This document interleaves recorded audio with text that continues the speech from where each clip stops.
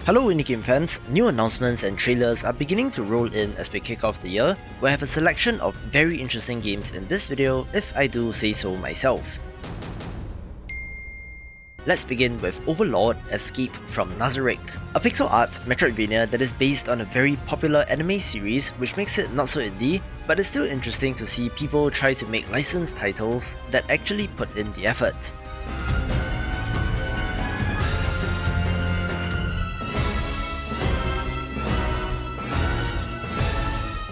You play as Clement, attempting to escape the Great Tomb of NAZARICK, where fans of the anime will know that this is a very interesting choice since this character is not the protagonist in the series. But the game does have the involvement of the original creator, so it's fair game.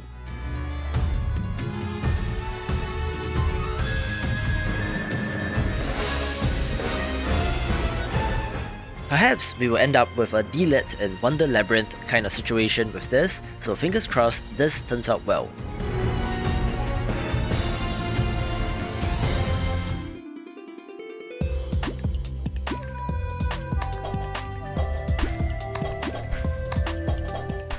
Night of the Deep is a cute-looking underwater action title that the developer stops short of calling a Metroidvania, but to me, it does sure seem like one.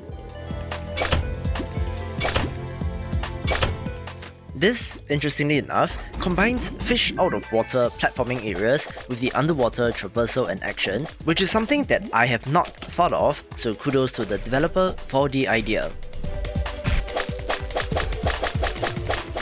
In the wake of something like Pronti existing, I'll be down to check out more underwater games, and while this doesn't look particularly visually stunning, I do still think that there might be something to this game.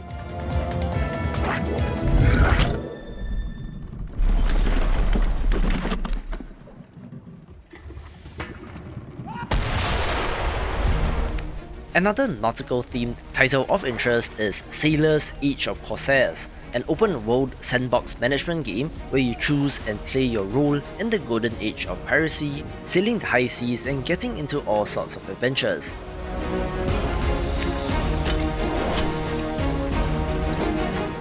There have been a number of such games attempting to do Sid Meier's Pirates in the modern age to various levels of success, with this being the latest attempt at taking a shot.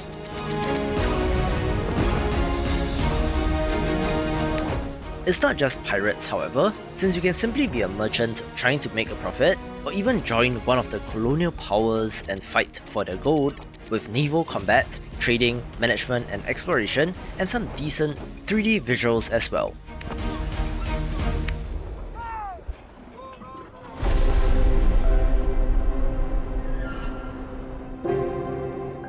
Quick little trailer for the first-person survival game Forever Skies, which, interestingly enough, is a sci-fi entry set on Earth which has been destroyed by an ecological disaster. It is very slick in an almost Subnautica kind of way, and in digging a little bit further, it is actually quite a large studio comprised of industry veterans that worked on Dying Light, Outriders and League of Legends, among others, so it has the potential to turn out well. I often look out of my bedroom window and stare off into the distance. It lets me forget, just for a moment, about the terrible disaster that has happened to the world. In the beginning, when I awoke from the coma, danger was lurking everywhere I turned. I couldn't even breathe in the air. I was at the end of my rope. Discovering others who were unconscious but still alive gave me the will to live.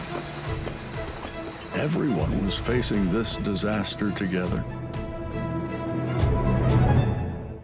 Speaking of the apocalypse, a very interesting entry is Cloud Exiles, one that uses zombies as its main source of danger, but where it gets interesting is that this is actually a city builder title that has you building cities in the skies, hence the name of the game.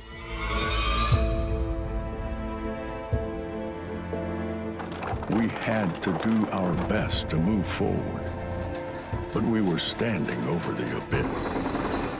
Some of the vertical structures shown off in this trailer look very impressive, and I do wonder how the construction and physics work in this.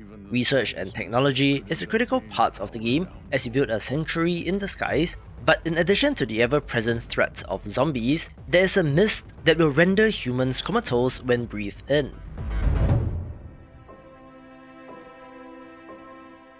We worked with each other to create a new society.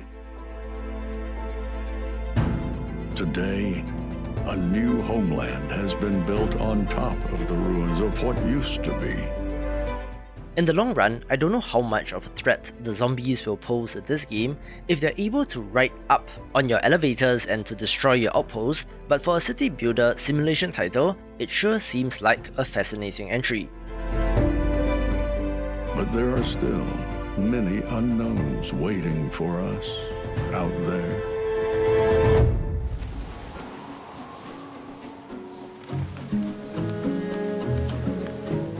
Just a quick trailer for Far Changing Tides, a side-scrolling puzzle platformer where you pilot a massive amphibious vehicle, being the sequel to Far Lone Sails, which is one of my favourites, where this confirmed the release date for March this year.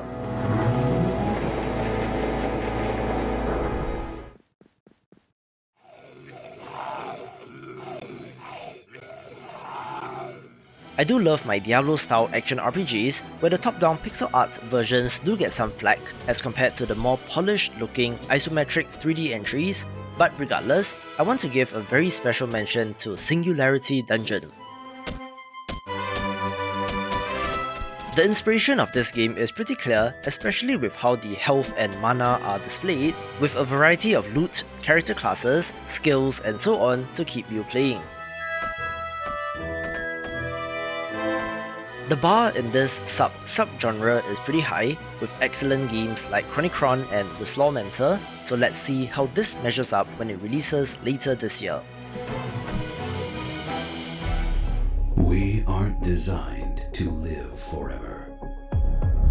What would you do if you had a chance to live an infinite life outside your real body? I cheated death, and it's time to pay the debt. I go to the other side for my last chance to survive.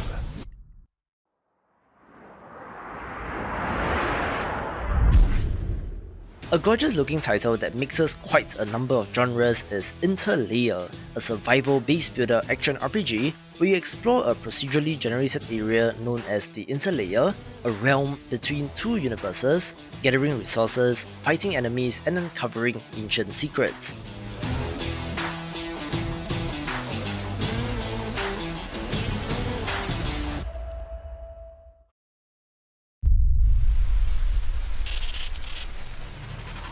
You do control a single character from an isometric perspective, so it's Diablo-like in some way, but where it gets interesting is that this has a base building and resource gathering aspect like the Rift Breaker.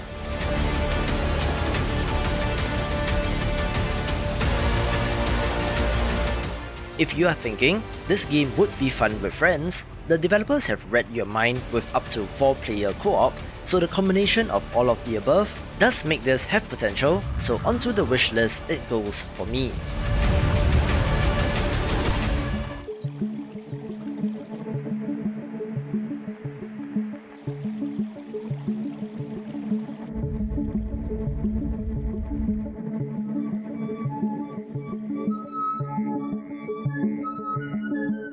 A perhaps not so new trailer is that of Naiad, since I was saving this for another video, but I couldn't wait anymore to share this beautiful looking, relaxing exploration title.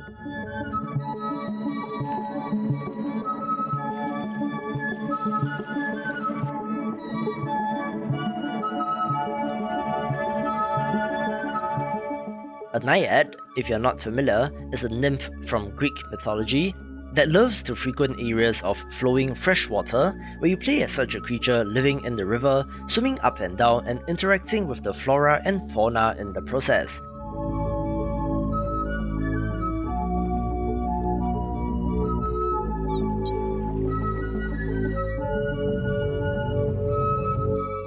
It simply looks like a beautiful experience that is relatively light-hearted, so if you love relaxing games, do keep an eye on this.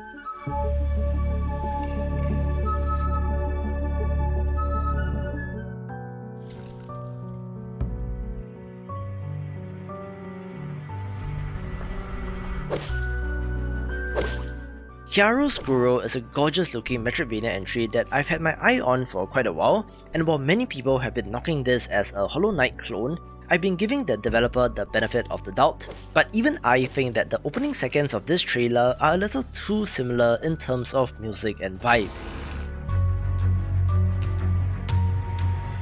I mean, it's fair play to be inspired by a game, and there does seem to be unique designs and mechanics in this, but I do fear that this will be relentlessly hounded by accusations of plagiarism, which would be a shame since I do think this has the potential.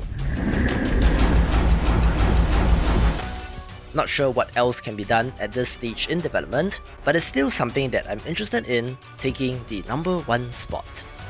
For more Metroidvania games, watch these videos and I will see you after the jump.